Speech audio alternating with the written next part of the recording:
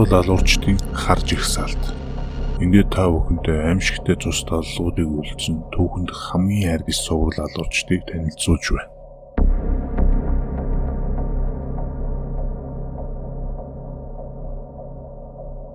Андрей Романович Чикатило, Украин төрсөн зөвлөлт холбоот улсын үеийн цуврал алуурч.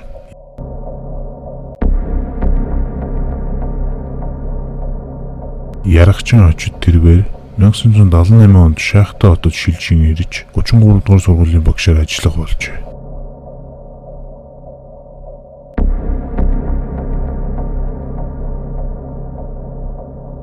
(1978 оны 12 дугаар сарын 22-ны тэр өдрөөс хойш Ростов мужид даяараа айдас түгшүүрт автсан цус бүдрүүд эхлэх нь тэр.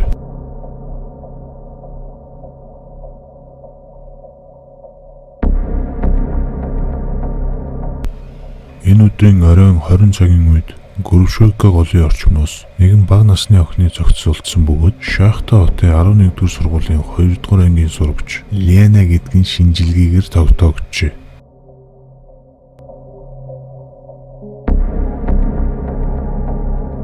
Шинжээчдийн дүгнэлтээр охиныг алгаас өмнө бэлгийн ажил үлдсэн хэвлий тус газар нь хэд хэдэн удаа утгалсан байв. Гэхдээ охин тэр үед амьд байсан бөгөөд түүний амьсгалыг нь боож хөнөөсөн гэсэн дүгнэлт гарчээ.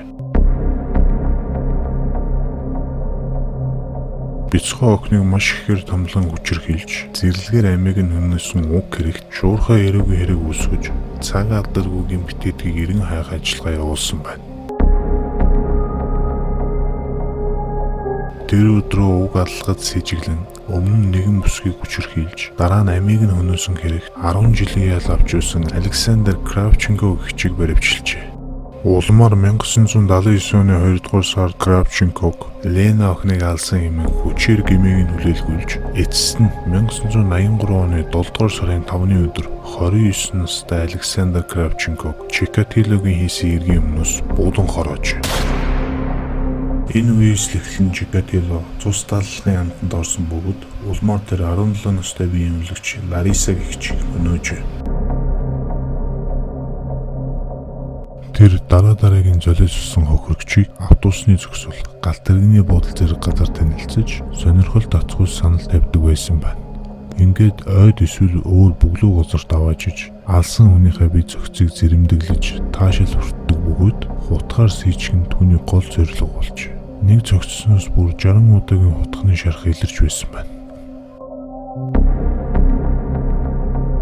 1984 он бол алуурчны оргил үе гэж хэлж болно. Ердөө 1 жилийн хугацаанд Чикатило 15 хүн алсан бөгөөд нийт хохирогчдын тоо 32 зүрч байсан нь Шахта хот болоод зөвлөлт холбоот улсыг тэр жигт нь айдас давтуулж байжээ. Тухайн үед ажиллаж байсан хамгийн шилдэг эрүүгийн мөрдөгчдийг намын төв хорооноос энэхүү жигшүүрт иргэн эзэн холбогчдыг олуулахаар томилсон байна.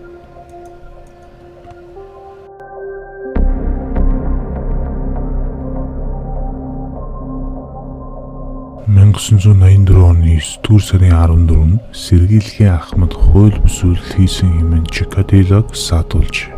Ингээд нэгжлэг хийх явцад зүгнээс нь хутга, савтай байслын савнгийн хэлтэрхий, уяа бүхий оосор зэрэг илэрч. Түүнээс цусны шинжилгээ авсан бөгөөд 2-р бүлгийн цустай болох нь тогтоогдов. Гэтэл сүүлд олдсон цогцон дээрх үрийн шингэн 4-р бүлгийн цустай хүнийх байсан гэн. Хожим Чикатилог хос бүлэг цустай болохыг тогтоосон бөгөөд энэ нь саяд маш зөөн тохиолдох биологийн онцлог аж. Мөрдөгчид мөрдлөг болон дүн шинжилгээг маш дутуу хийсний улмаас нотлох баримт хангалтгүй гэдэг үндслээр Чикатилог сул тавьж явуулсан байна.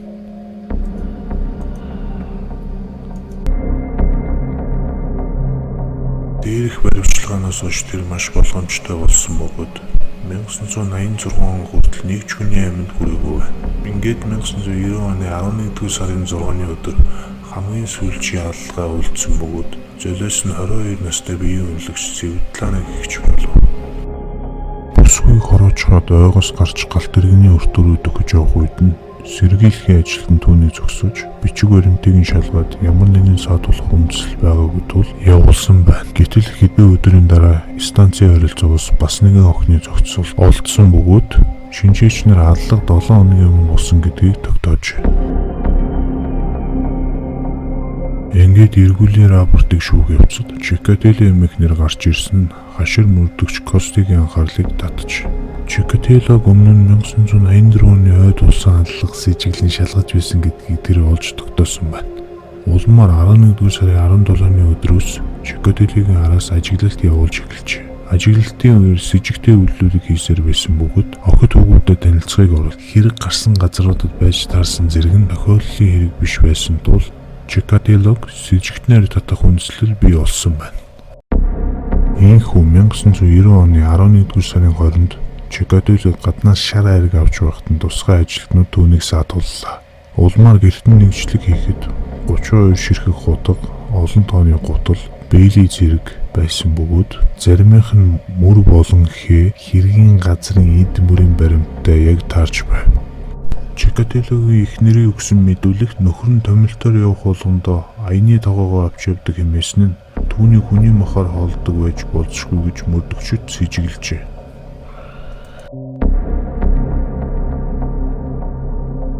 Өдрийн турш байцаахад хэрэгээ огт хүлээхгүй байсан бөгөөд шууд нотлох баримт хангалтгүй байсан учраас мөрдөгч сэтгэл зүйчд хандсан байна. 1990 оны 11-р сарын 30-ны өдөр сэтгэл зүйчтэй ярилцсаны дараа Чикатило гинэт хэрэгээ хүлээхээр болж мэдүүлэг өгч эхэлжээ. Тэр нийтдээ 56 удаагийн алга үйлдсэн өлөн зөвшөөрсөн байна. Улмаар 1992 оны 4-р сарын 14-ний өдөр түүнийг шүүх ажиллагаа эхэлсэн бөгөөд шүүх хурлын үеэр танхим Чикатило элдвэр ашиглаж солиотой өмнөд хашгичиж бүр бэлэг эрхтний хүртэл гаргаж 100% савир үзүүлж ийхүү 1992 оны 10-р сарын 7-ны өдрийн шүүхийн тогтоолоор цус далуурчин Чикатило уудан хороож цаазаар авсан байна. Тэгтэг 1465 тоод хавц тэргийн материал Андре Чикатилогоос авсан мөрдөн байцаалтын мэдүүлгээс. Сэжигтэй Андре Чикатило таны гэмт хэрэг үлдэх болсон шалтгаан. Шалтгаан гэвэл юу мэр чимтэй. Утга болгон төлөвчний бүтээс хамгийн гайхалтай бүтээл. Харин би бол нэг муу байгалийн алт. Өөрөөр хэлбэл галзуу араатан ч гэж хэлж байна. Энэ галзуу араатан утгаар цус амтлах үед миний оюун санаанаас чөлөөлөгдөж намайг 50 орхидог. Midnight Song 2019